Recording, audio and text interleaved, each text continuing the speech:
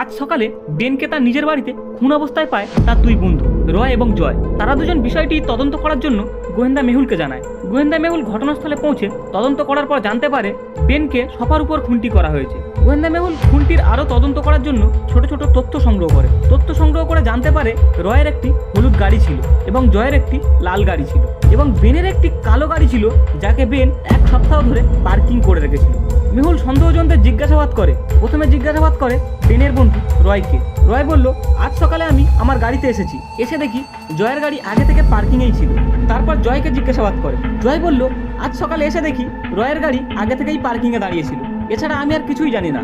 আপনারা রয় এবং জয়ের কথা শুনে অনুমান করে বলতে পারেন বেনের খুনটি কে করেছে? আপনার কাছে সময় আছে মাত্র 5 সেকেন্ড। অনুমান করতে পারলে কমেন্টে উত্তরটি জানান। খুনি হলো রয়। রয় তার গাড়ি মাঝখানে রাখতে পারবে না, কেননা বের হওয়ার সময় দরজা খুলতে পারবে না।